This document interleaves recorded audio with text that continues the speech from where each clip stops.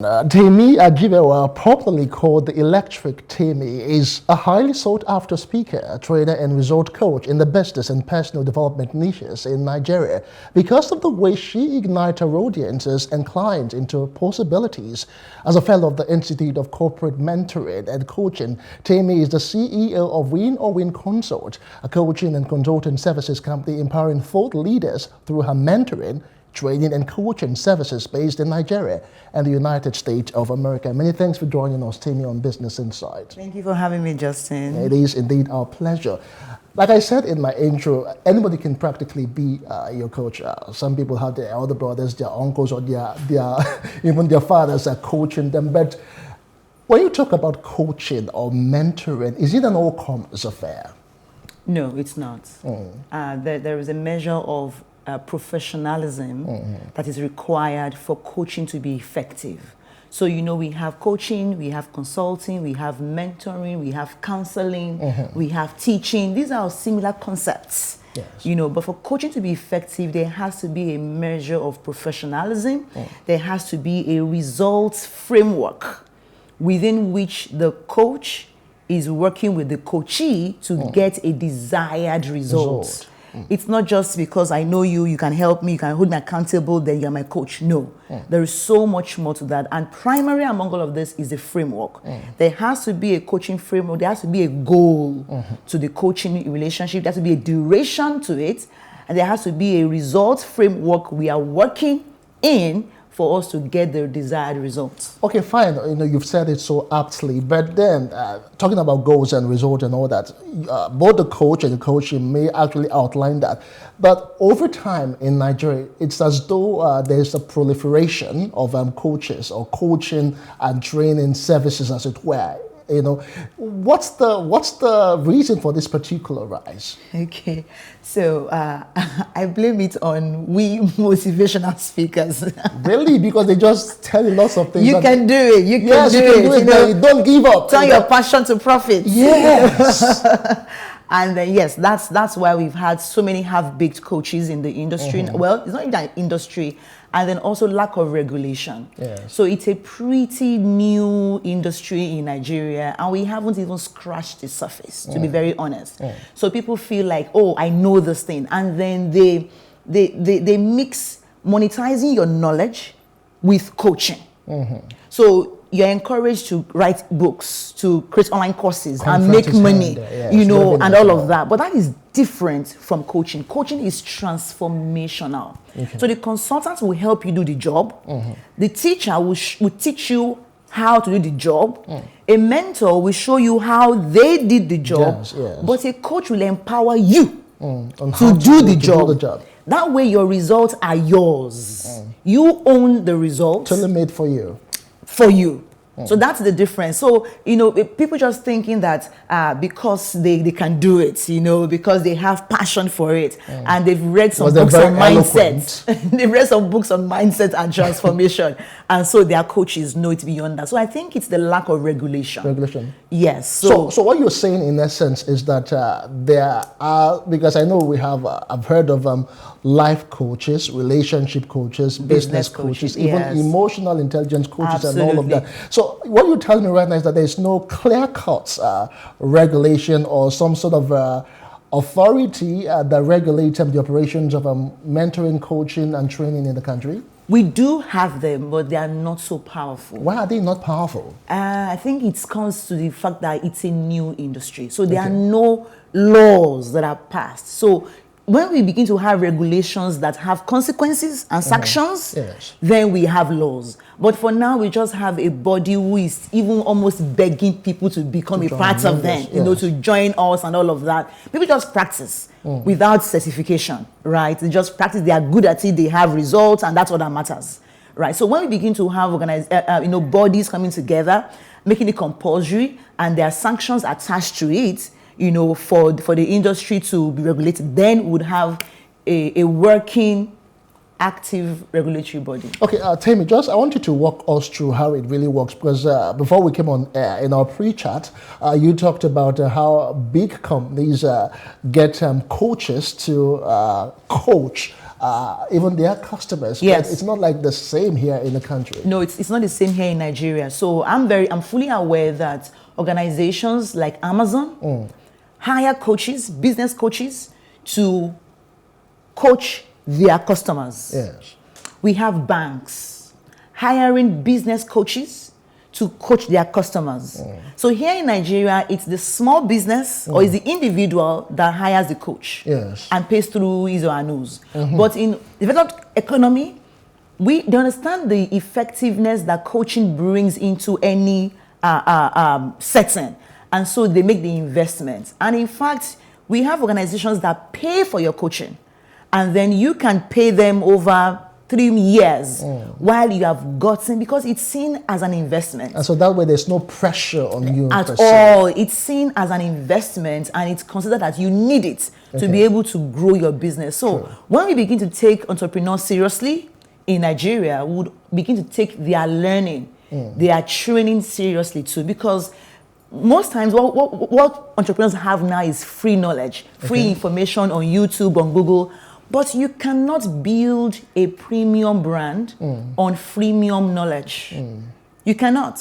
So you've got to, invest in yourself and hire a coach who has the capacity to take you to your next level. All right. Thank you so much for staying with us, Temi.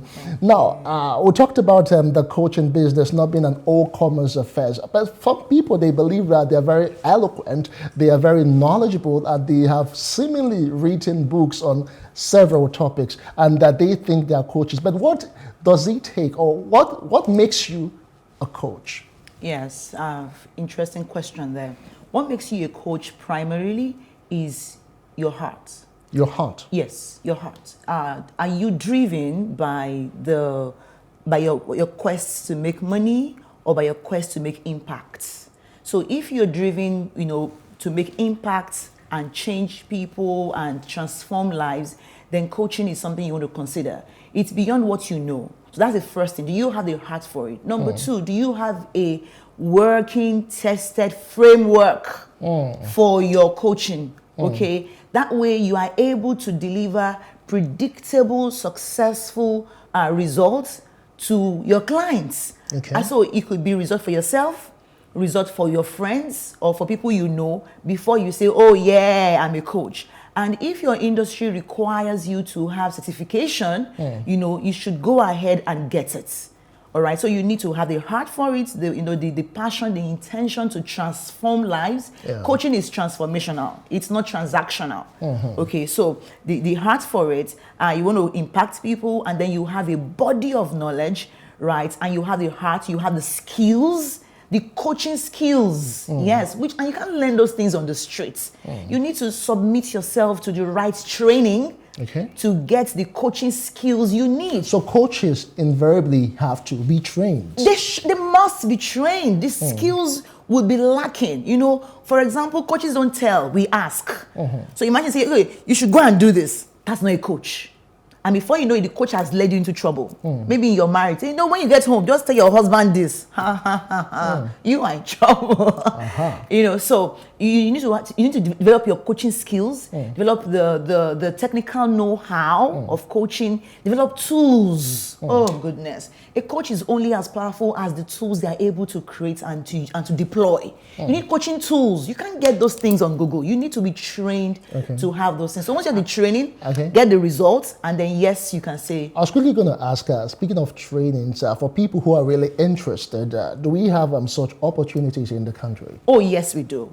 Yes, we do to a large extent. We have life coaching opportunities, certification programs. We have business coaching certification. At least I'm sure of those two. We also have family life coaching. Okay. Yes, so people in marriage, premarital counseling, divorce and everything, they all fall under family life coaching, parenting coaching. Yes, we have bodies here in Nigeria that do that for you. Fine, because most times people believe that they want to be their own bosses, and sometimes when there are elements of some sort of control, they tend to shrug because they feel that you are actually trying to take control or stifle them. So let's try to analyze why indeed maybe a small business, for instance, would need a coach. Yeah, okay. The first reason why you need a coach is if you have goals that are bigger than you. When you see that the dreams you have, what you want to achieve in your next level is not what you can do of yourself. You are aware that what brought you here can't get you there. It only makes sense for you to ask for help from a professional, somebody with the experience, with the skills, with the knowledge to take you. You know, the coach will empower your person, will empower you to get your results. So it's important for us to see that once we have goals and dreams that are bigger than us, that's a good time to invite a coach into the picture. Okay, so basically, when you feel that you cannot really handle this by yourself and that maybe there's some sort of a weight on your shoulder, Yes. you need an extra hand. Okay, fine. Since we're talking about business insight, we try to give a useful insight for people, you know, to upscale, as it were. Would you really say the coaching business, I know it is booming and there are lots of coaches everywhere, but you really say it is, I'm tempted to use the word lucrative, but I don't know if it's the right one because you say it's about the heart. When you were introduced, you said the No, but we do have those who are just in it for the money. So yes, lucrative, yeah. Is it? Is it something that should be like a full-time business? Oh, yes, yes. At first, maybe not. So you could be a professional. Maybe you've gathered, you know, years of knowledge. Maybe you, for example, you're a broadcaster. Yes, sir. Nothing stops you from coaching incoming or up-and-coming broadcasters. Okay. Right? If you have the passion for it. Okay. You want to teach them, you know, mentor them. You want to empower them to also take up, you know, the stage, broadcasting the whole industry thing. So yes, it is lucrative, but it's not something you may want to start on a full-time basis because not many universities are teaching you how to become a coach these days. True. So you should have a job, you should have results, you should have tested your framework with some people and be sure that yes, you can deliver value before you say, oh yes, I'm a coach. And again, there are frameworks to this. So first, clarify your core message as an individual. Don't be this. Clarify your ideal clients. Right, then productify, create tangible solutions that will deliver transformational results to people. Okay, productify. Then you want to position yourself. How do you mean position yourself? Brand yourself. Okay. Yes, I mean you may think, oh, a good product will sell itself. That's a lie. That's what they tell us. It's That's a what lie. we're taught It's in a lie. elementary Okay, it's a commerce. lie. It's a good product that is well marketed. That sells itself. Oh, so wow. we have best-selling authors, Yes, I've heard not that. best-written books or best-writing books. No, Okay, they that's sold. true. That's another way to look at They it. sold in millions of copies to Yes. become best-selling authors. Right, so you want to brand yourself with your branding, right? Your tangible branding elements and your intangible branding element, like your core vision, your brand mission. Then again, you want to launch, right? Final stage, you launch whatever it is you have put together, launch it out there for people to see you and to buy from you. Very, very, very, very interesting. But then again, as we begin to wrap up on this conversation, I would really love to find out, you know, the certification and maybe regulatory stuff that we have, right? I just want to know what entails right now in the industry per se. What do we have at hand? Fantastic. So on a global scale, we have the ICF, that's the International Coaching Federation, which every coach needs to be involved. Now, for you to be a member of such, you must have gone through some academies that they are in sync with, right? So they ask you, you must have done some hours of coaching, which you must have logged in to become a member. You pay an amount of money, and then they are able to track your academy history. Right? We have the ICF on a global, worldwide level. Then we have the Nigerian chapter of ICF. Right? We have a board. We have the EXCOs. Right, from the president, the VP, and all of that. They also regulate the system. Then we have the international and the Institute of Coaching and Mentoring in Nigeria. I think that's the first time we're even seeing laws passed when it comes to coaching. Yes, the laws are there now in the Senate. And before now, when you hear coaching, all they knew of was football, sports coaching. But now, because of the Institute of Coaching and Mentoring in Nigeria, we now have that as something that is other than sports. So we have those bodies here and there. We have the Family Life Institute by a beloved mentor, and they run these institutes for people that want to go into parenting, marriage, anything family life. They also run that as well and certify you. All right, Temi, I'm going to put you on the spot right now as we wrap up. I know it's something you do. I know you encourage people. You actually encourage dime business. But you're going to look into your camera and tell Nigerians directly. For instance, now I'm just painting a scenario here. What would you really advise for someone who's been doing business for quite some time and they've not been able to meet the bottom line and that they are thinking of closing shop? Your camera. Yes. So first, I would encourage you to do the mind work. I understand that when you are at the bottom, things may look like there's no way out, but you want to do the mind work. Talk to a friend, talk to a mentor, talk to someone that can help you rejig your mind. Then you want to renew your vision, do the vision work, set fresh goals for yourself, do an appraisal of where you are, where you used to be, what led you here, okay? And then finally, I would say seek help. Again, you cannot build a premium brand on freemium knowledge. You have to be ready to invest in the right mentoring. You can either serve your way to mentoring, or you can pay your way to mentoring. So yes, you can pay someone, you can serve them to mentor you. Go and work, somewhere where they are currently living your dreams. Somebody who is doing your business, join them. Okay, volunteer with them. Don't join them for free or something. Go and learn the behind the scene. I dare say that the poverty level in Nigeria that encourages people to become CEOs is killing us, because you're unable to see the behind the scenes, the structure, the system of a proper organization. All you know is your small capital and how you are growing small. In 10 years, you are just fairly better than most people. But I recommend that you go and work somewhere if necessary, but for the sake of learning and to understand the behind the scenes of the organization. From there, I believe you begin to grow in leaps and bounds. And if you can afford it, please hire a business coach. Thank you so much. You've aptly said all that there is to be said. We do appreciate your time and thank you for all the useful insights that you have shared today on the show. Thank you for having me. All right, our guest has been Temi Ajibewa, a certified business coach.